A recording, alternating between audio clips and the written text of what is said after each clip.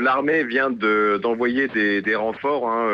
Il s'agit vraiment du cœur commercial de Bangkok, devant le centre culturel exactement de la capitale thaïlandaise, où une manifestation plus ou moins spontanée de plusieurs centaines de personnes issues des milieux étudiants, certains issus de la classe moyenne urbaine, sont venus témoigner en fin de journée ce vendredi, souvent après le travail, pour dénoncer ce coup d'État.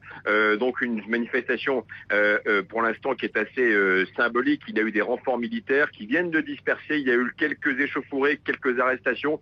La nuit est tombée et l'armée a repris le dessus. Il y a environ 400 soldats donc qui ont vite dépassé en nombre les manifestants, mais tout cela est certainement un préambule, 24 heures, vous le disiez, après l'imposition de ce coup d'État, de ce qui va du scénario auquel on va de manière irrépressible assister en Thaïlande.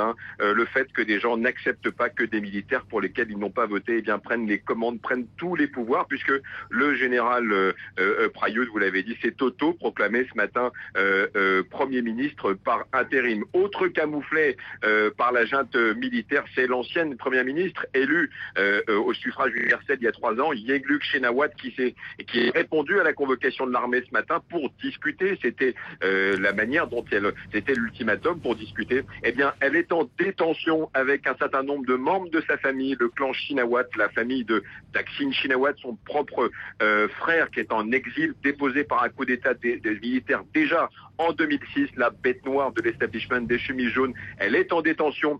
L'armée rassure en disant qu'elle est en détention dans un camp de l'armée dont l'endroit est gardé secret. Mais tout cela, évidemment, est une provocation pour une partie de la Thaïlande. Il est évident qu'une partie de la Thaïlande qui considère Yingluck Shinawatra comme une héroïne, ainsi que son frère. Donc on peut s'attendre, évidemment, encore une fois, un peu partout en Thaïlande, à des réactions comme on a vu ce soir, des manifestations anti-coup d'État.